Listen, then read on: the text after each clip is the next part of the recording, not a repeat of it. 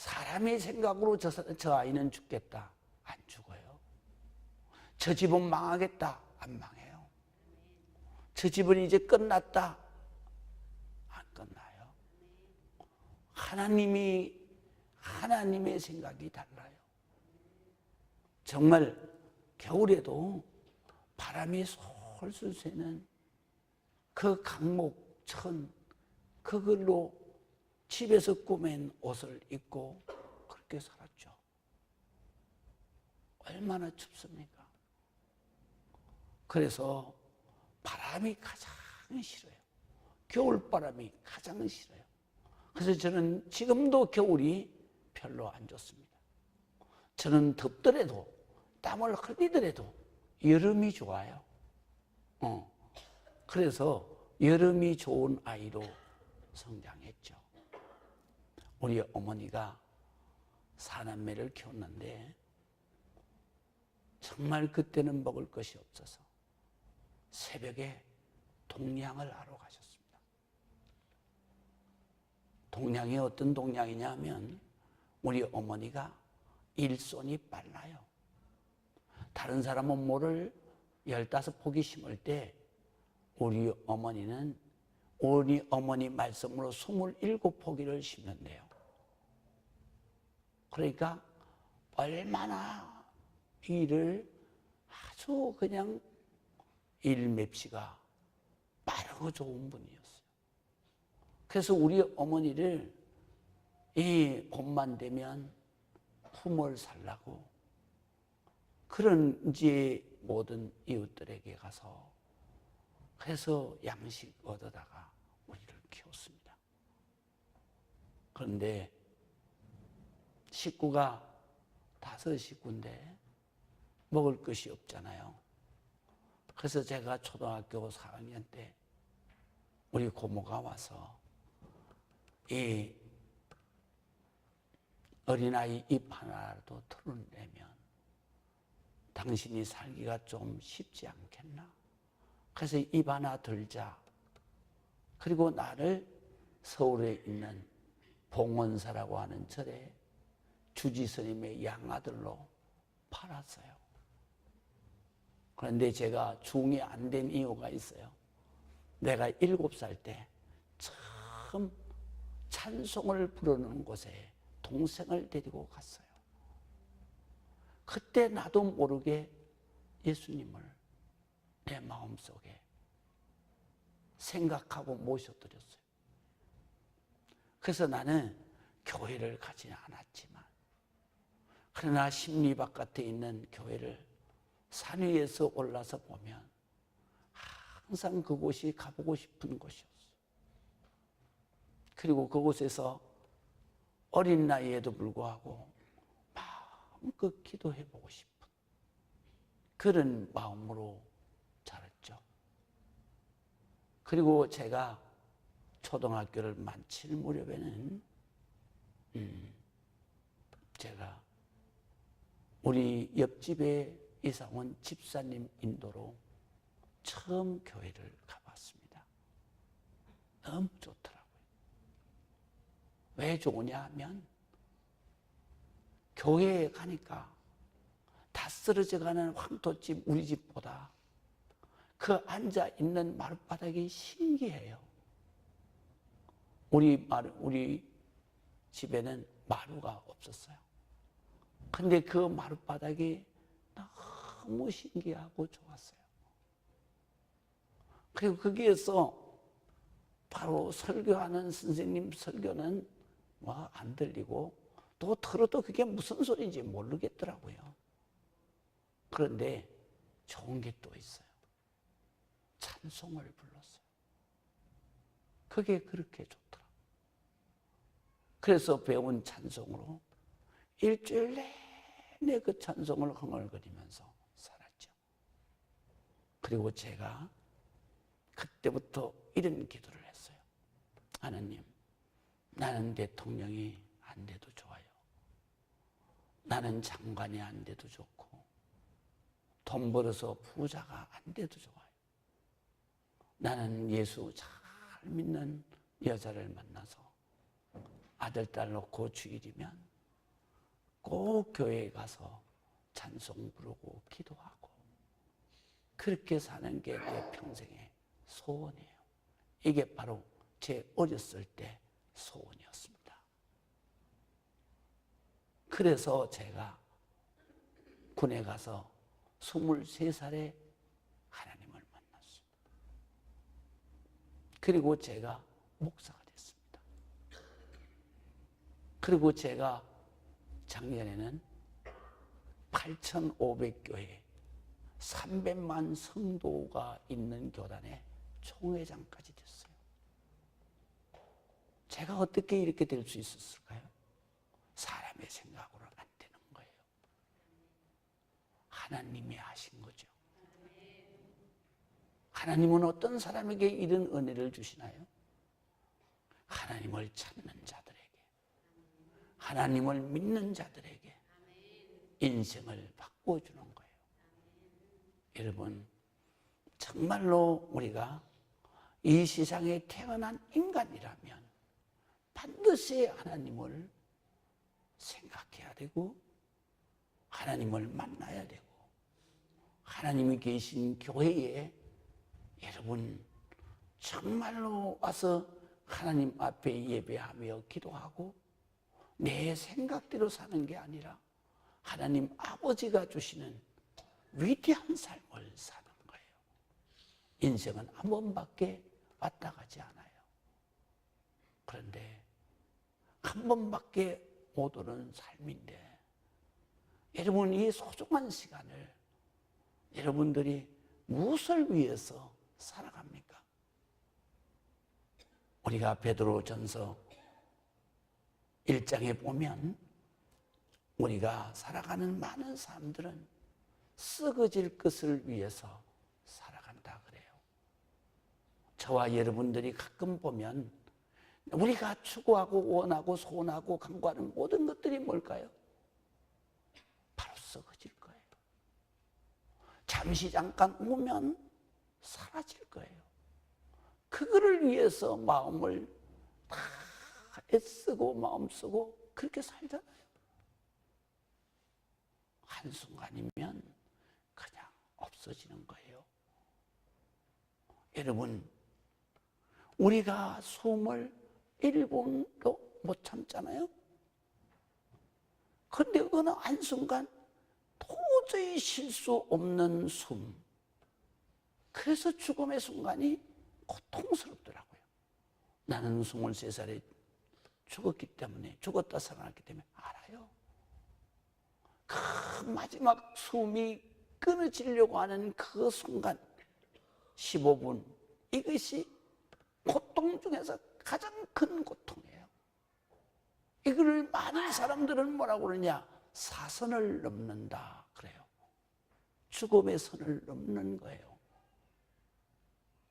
정말로 이 숨이 끊어지는 그 15분은 그냥 온몸을 쥐어 뜯어서 구멍을 내고 싶은 그런 몸부림과 발부둥이죠. 이게 바로 사선을 넘는 거예요. 그것은 어느 때 이런 사선을 우리가 넘어야 할 그 때를 나도 모르고 여러분도 몰라요. 오직 하나님만 아시죠. 이런 불확실한 미래를 향해서 우리는 지금도 살아가고 있어요. 이 불확실한 미래를 우리가 확실하게 알고 살아갈 수 있게 하시는 분이 누구냐? 바로 하나님이시죠. 하나님은 우리를 창조하셨기 때문에, 우리를 만드셨기 때문이에요. 우리의 아버지시기 때문이에요. 여러분, 우리의 육신은 아버지의 피를 받고 어머니의 살을 받아서 이 세상에 태어나죠. 그래서 아버지의 어머니 그러죠. 그 아버지의 어머니는 말이죠. 여러분, 우리가 위험할 때면 정말로 죽을 만큼 어려울 때면 우리는 어떻게 해요? 아버지를 찾아요. 엄마를 찾아요. 엄마가 죽었는데도 불구하고 엄마 살려줘 그러잖아요. 왜 그럴까요? 이 세상에서 믿을 수 있는 사람은 오직 엄마밖에 없기 때문이에요. 이 세상 사람들은 다 믿을 수가 없어요. 그러나 나를 낳아서 그 10달 동안 뱃속에 고통을 당하고, 그리고 정말로 죽을 만큼 힘든 해산의 고통을 통해서 나를 이 세상에 존재하게 하고, 정말로 그 핏덩이를 다칠세라 병들세라 그저 싸놓은 똥을 그 냄새도 나지 않는 것처럼 갖다 치우고, 날마다 싸지키는 오줌을 그저 더럽다고 한 번도 인상 찌푸리지 않고 그것을 그저 걷어치우는, 기저귀 갈아치고 앉은 자리 앉은 자리 다 갈아치며, 정말로 자기는 밥을 입안에 넣지 않고 자식들에게 한 톨이라도 더 넣어서 키우려고 하는 그 부모밖에는 이 세상에 믿을 사람이 누가 있겠어요? 그래서 우리는 그 부모가 이 땅 위에 없어도 내가 위험 속에 있으면 엄마 살려달라고, 엄마 도와달라고 그렇게 외치잖아요. 그리고 또 있어요. 우리가 무의식 중에도 엄마 찾다 안 되면 어떻게 해요? 하나님 살려주세요 그러잖아요. 왜 하나님을 우리가, 하나님 앞에 왜 우리가 부르짖고 찾고 하나님 살려달라 그럴까요? 성경에 보니까 하나님은 우리의 아버지예요. 왜 아버지일까요? 육신은 엄마 아버지를 통해서 이 몸뚱아리는 이 세상에 살았어요. 그러나 몸뚱아리만 내 겁니까? 몸뚱아리 속에 있는 이 마음이 나인 거죠. 정신이 나라는 존재이죠. 이 정신 마음을 내가 이 땅에서 살아갈 수 있도록 우리의 몸속에 넣어주신 분이 누구냐? 바로 하나님 아버지인 거예요. 그래서 우리는 교회를 안 다녀도 위급하고 죽을 지경이 되면 그 부모를 찾는 거예요. 하나님 나 좀 살려달라고, 하나님 나 좀 도와달라고. 그래서 성경에 이렇게 말씀하시죠. 로마서 8장 15절 이하에 보면, 너희가 지금까지는 무서워하는 종의 영을 받았다. 다시 말하면 너희가 지금까지 이 세상을 살아가는데 너희 마음은 항상 두려움을 주는 사탄 마귀의 마음을 받고 살았다. 그러나 이제 여기에 온 여러분들은, 여러분들의 마음은 하나님 아버지의 아들의 마음을 하나님께로부터 받았다. 그렇기 때문에 하나님의 자녀의 영을 받았으므로 너희가 하나님을 누구라고 부르느냐? 아빠, 아버지라고 부르느니라. 할렐루야. 그래서 이 진리를 아는 사람은 하나님을 아빠, 아버지, 그래서 믿음으로 사는 모든 사람은 정말로 얼마나 많은 어려움이 다가와요. 내가 감당할 수 없는 일들이 하루에도 몇 번씩, 몇십 번씩 다가오잖아요. 어떻게 사나? 저 문제를 어떻게 해결하나? 이걸 어떻게 헤쳐나갈까? 그때에 우리 성도는 어떻게 해요? 그 발걸음을 나도 모르게 아버지의 집으로 오잖아요. 그래요, 안 그래요? 그래서 저는 교회를 세우고 지금까지 37년 목회하면서 우리 교회는 문을 잠그지 않으려고, 그래서 문을 열어놓고 있습니다. 언제든지 들어와서, 언제든지 주님 앞에, 내 아버지 앞에 와서 기도하라고, 아버지의 도움을 받으라고. 믿으시면 아멘. 이제 우리는 하나님을 아버지로 부르짖느니라. 이는 너희 마음속에 하나님의 마음인 성령이 너희 마음속에 들어가 계셔서 너는 하나님의 아들이야, 너는 하나님의 딸이야. 그게 내 마음에 정언하시나니. 그래서 성경은 이렇게 기록되어 있어요.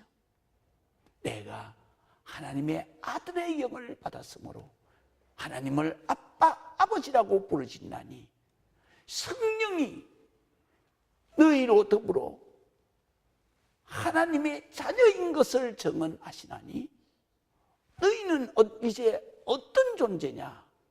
바로 하나님께서 하늘나라를 정말로 안 가본 사람들은 몰라. 가본 저 같은 사람은 이 세상에 사는 한순간 한순간이 고통이야.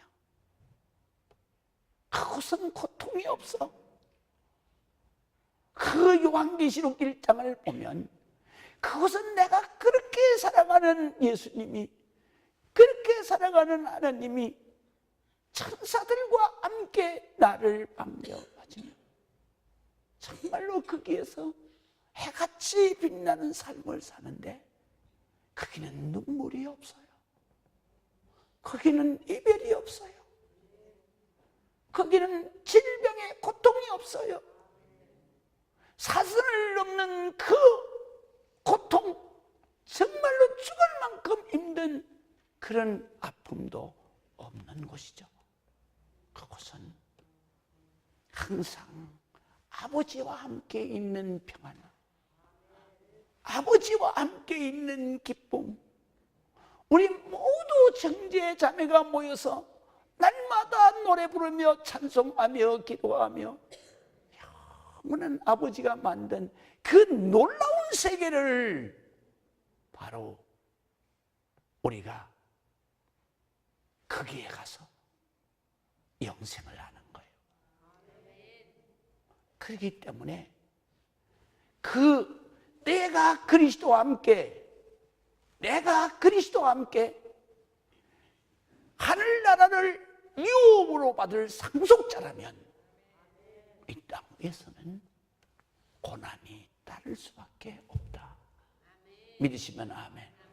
왜 고난이 따를 수밖에 없어요? 바로 이거는 그 종교의 그러한 삶의 그러한 문화가 다른 거예요. 이 세상의 삶의 문화는 육적인 문화예요.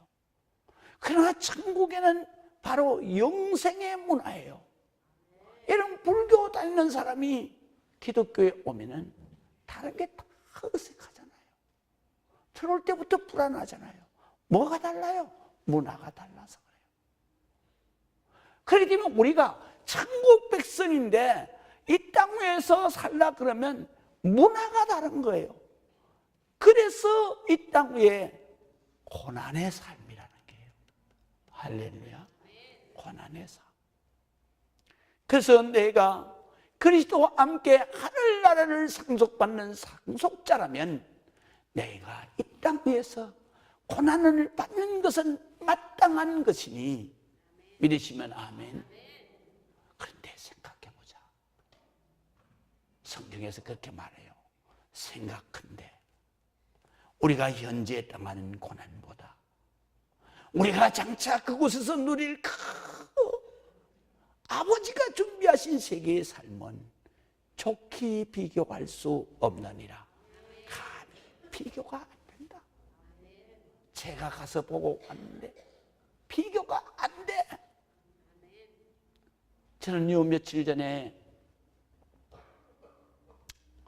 블랙홀을 촬영을 해서 보여줬잖아요. 예, 여러분들 과학적인 논리를 모르면 이거 어떻게 볼 수 있냐? 5,200만 년이야. 어느 속도로? 빛의 속도로 5,200만 년 날아가는 거리에 있는 그 우주 성운 가운데 소용돌이, 그걸 블랙홀이라고 해요. 그 블랙홀을 촬영을 하는데 얼마나 큰 망원경으로 봤느냐? 전자망원경. 지구만한 눈으로 본 거예요. 그 지구만한 눈으로 볼 수 있는 망원경을 어떻게 만들었느냐? 이거는 전자의 능력으로만 만들어질 수 있어요. 눈으로 만드는 건 아니에요. 물질로 만드는 건 아니에요. 이 지구만한 눈을 만드는 망원경, 그걸 만든 분이 20대밖에 안 되는 미국의 과학자, 여자 과학자예요. 이분이 바로 깨달은 거예요. 지구 곳곳에 있는 전체 망원경을 전자회로로 연결을 하는 거예요. 그렇게 해서 지구만한 그런 망원경을 만드는 거예요. 그리고 그것을 거기에서 모여지는 모든 전파를 가지고 5,200만 년 빛으로 달려가는 그 엄청난 거리에 있는 그 우주 성운의 소용돌이를 찍은 거예요. 그것이 바로 얼마 전에 공개된 블랙홀인데, 내가 이거를 얘기하려고 하는 게 아니에요. 우리가 사는 세계는, 하나님의 세계는 엄청난 세계라는 거예요. 우리가 지금 느끼고 살아가는 것은 하나님이 만든 세계에 정말로 전자현미경으로 몇천 몇백만 배의 그러한 확대를 시켜서 현미경으로 들여다봐도 보일동 말동한 점 같은 그런 세계를 살아가고 있는 거죠. 그러나 우리가 이 세상을 떠났을 때, 이 지구를 떠났을 때에는 그 하나님의 세계, 위대한 세계가 우리 앞에 다 열려지는 거죠. 그를 저는 1999년 12월 달에 40일 금식 기도를 하는데, 주님이 37일째 되는 날 내가 죽었었어요. 그리고 그때에 주님이 그날에 많은 것을 보여주셨는데 나보고 이렇게 말씀하시더라고요. 내가 너에게 우주의 생성을 보여주고 싶다. 내가 대답하기도 전에 이미 내 영혼은 우주 꼭대기에 올라가 있는 거예요.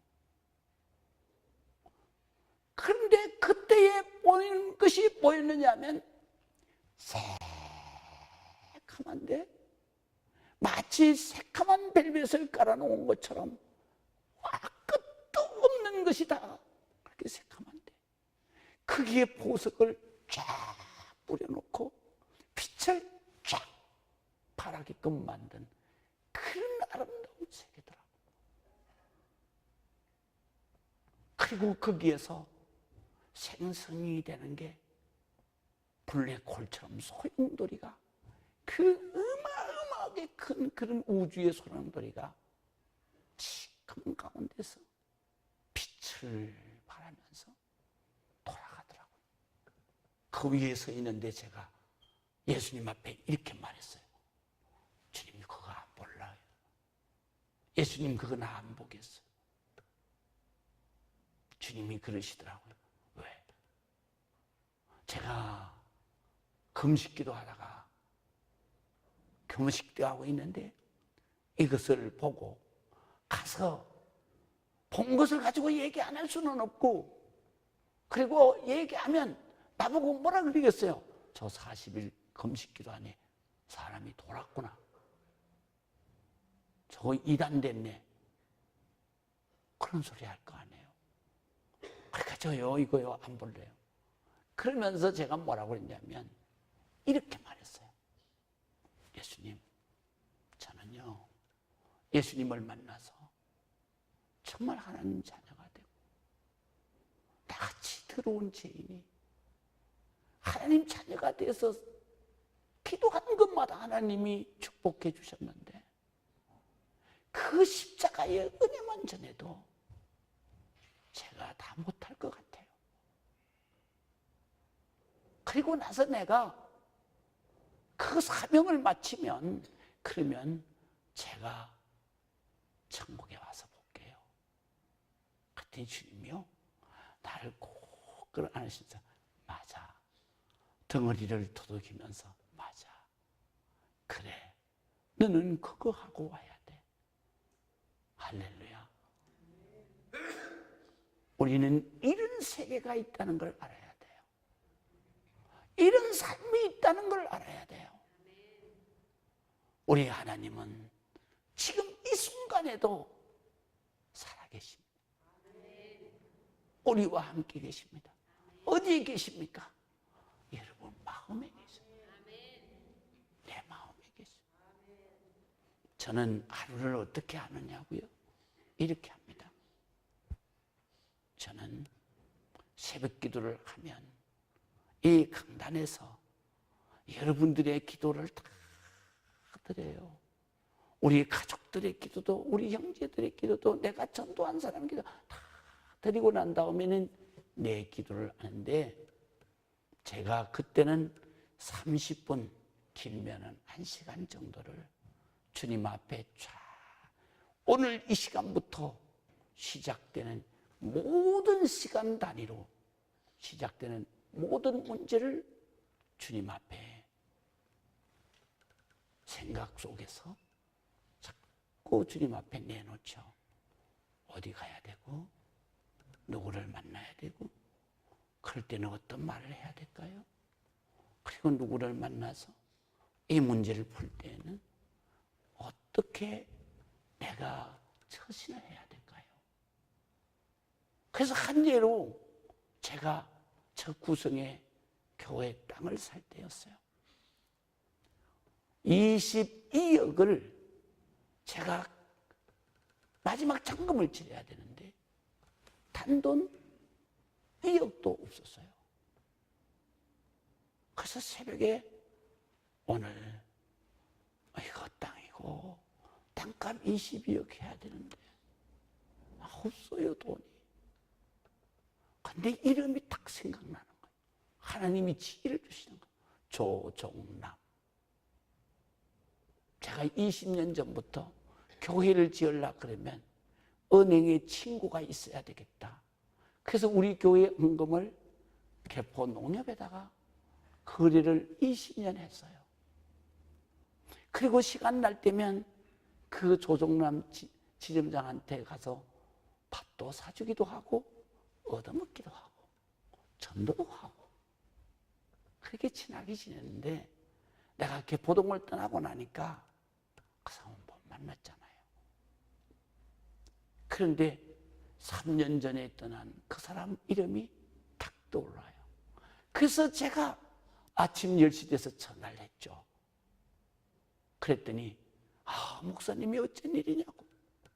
그래서 내가 단도직입적으로 말하겠는데 내가 이게 구성에 땅을 1,500평을 샀는데 지금 잔금 22억이 없어서 그래서 이거 어떻게 해야 되나 기도하는데 오늘 새벽에 당신 이름을 하나님이 주셨다.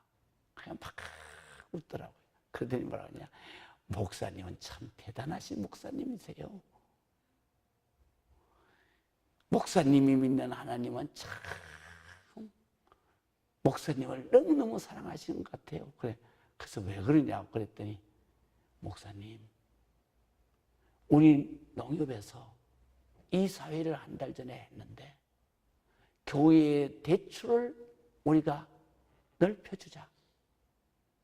그러면서 교회가 땅을 사놓고 잔금을 못 치러서 그래서 어려움을 당하는 교회를 대출을 해주는데 계약서하고 저쪽에 명예 이전하는 매도자의 서류하고 그 다음에 목사님 교회 서류하고 가져오면 잔금은 우리가 해결해 줍니다.